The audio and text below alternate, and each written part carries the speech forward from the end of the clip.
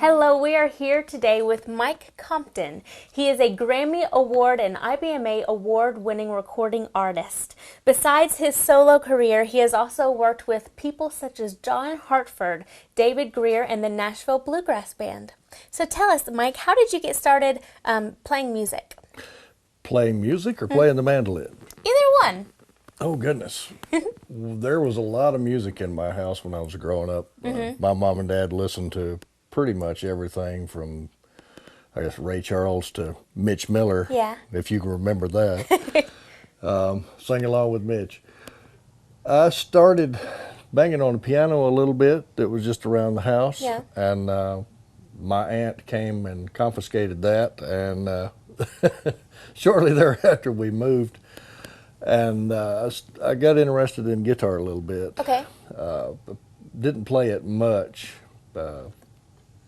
Went into the high school band and started playing trombone, and I played that up until I was about 15, and stopped doing that, and then got interested in mandolin, I guess.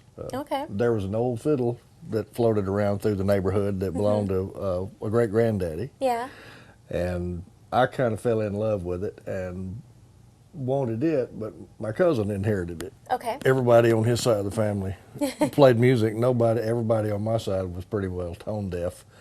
And I started playing mandolin because it was tuned the same. That makes sense. Yeah, well, it seemed to at the time.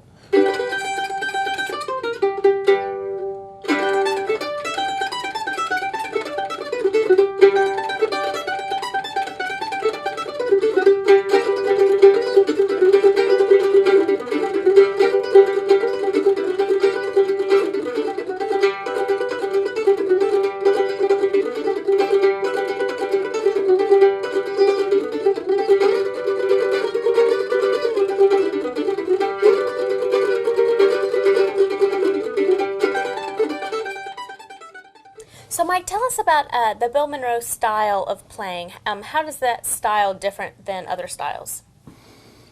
To me, it's a mixture of old-timey fiddle playing and African-American right hand. There were some field hands that worked for the Monroes years and years ago that Bill took some blue notes from.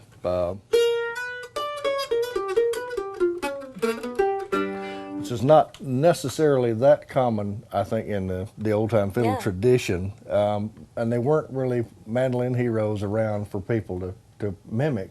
And so consequently, everybody that played mandolin was mocking the fiddle players. When they took the mandolin out of the parlor and took it out into the square dance, then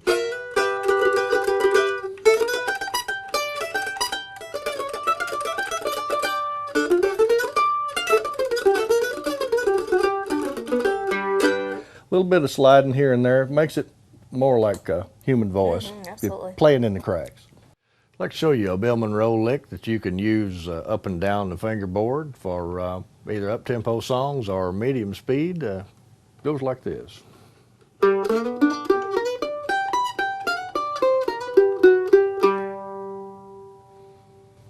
Now, the notes in that.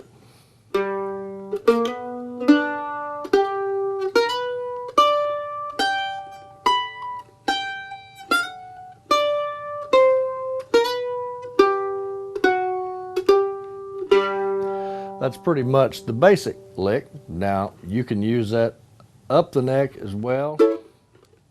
If you play it like Bill, then you play the open strings regardless of what key you're in. So make sure you go pretty fast so the open strings go by.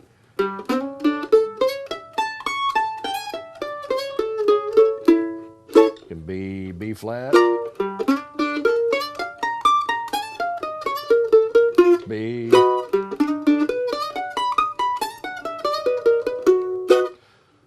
Or I can use it breakdown speed.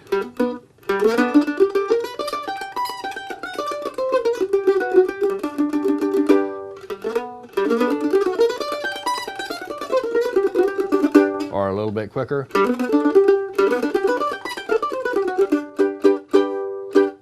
Or you could put a fiddle bow accent on it, and just sound like this.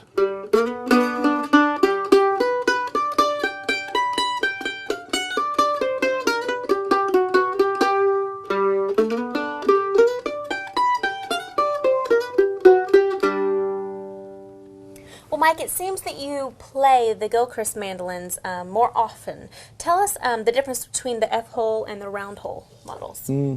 I've known Steve Gilchrist since shortly after I bought the first one, 1979. The F-hole models to me are more like a thoroughbred. They shoot the notes out and more crisp and clean sounding, I guess. Whereas the oval hole, I'll swap with you. Okay. You can't have them both. It's a little bit more hollow sounding, but this one really does, I think, fills up the air more than that one does. I've played them both in an empty auditorium, and this one filled up the air more than that one did. So they definitely, and I can blend with other instruments better with this one than that. So they both have their place. Yeah.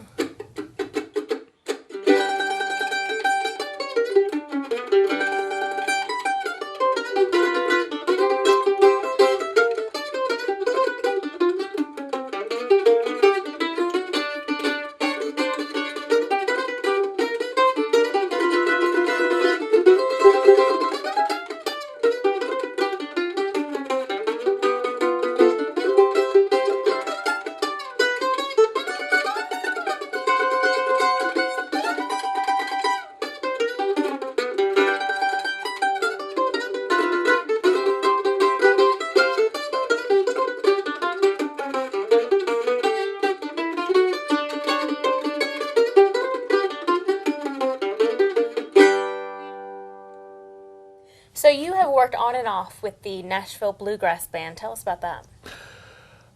Started with them in the conceptual years, 1984, I believe. Pat and Ellen had an idea that they wanted to have a band, and we didn't have a bass player at the time.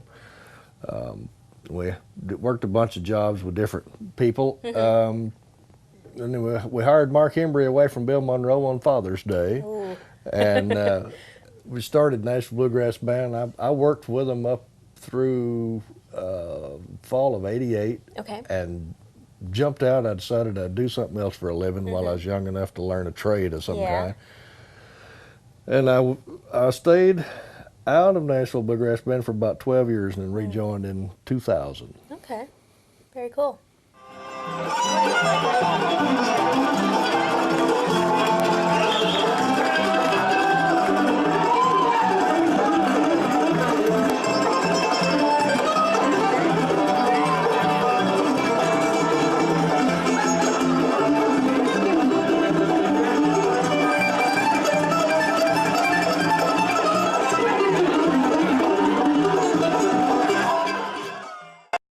Well, tell us about your connection with John Hartford and the movie Oh Brother, Where Art Thou? During the time I was working with John, the Coen brothers called and wanted us to come in and do a few fiddle tunes. Okay. And we ended up doing, seems like about 37 or 38 before it was over with, most of which didn't get used, but they enjoyed what we were doing. So, you know, we ended up being in all the session stuff that went on for weeks. And that led from one thing to the next, and then before you know it, there were soundtracks and tours and and movies and all get out. So it ended up being a very productive time. I don't know that if I had not been working for John at the time that I probably wouldn't have been on any of it. Wow.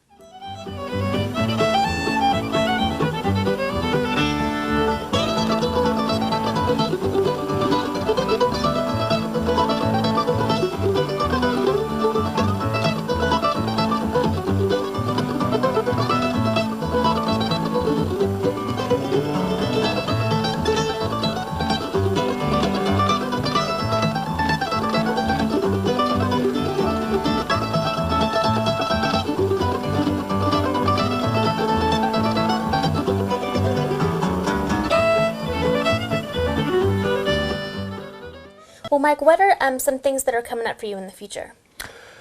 Right at this point, I'm working on putting out an album of seldom recorded Bill Monroe songs Okay. with some of my musical heroes here in town. Yeah. I've just started up a hand-me-down mandolin camp and Mm-hmm. working on that. Doing a new website, new logos, got in the works a Mississippi duet, Okay. Mississippi fiddle tunes duet. Huh. That I've had on my mind for a long time to pay homage to a couple of the folks down there. Yeah. So, following tangents as fast as I can. It's a busy man. Well, it needs to stay that way. Well, Mike, thank you so much for taking the time and talking with us today. Thank you.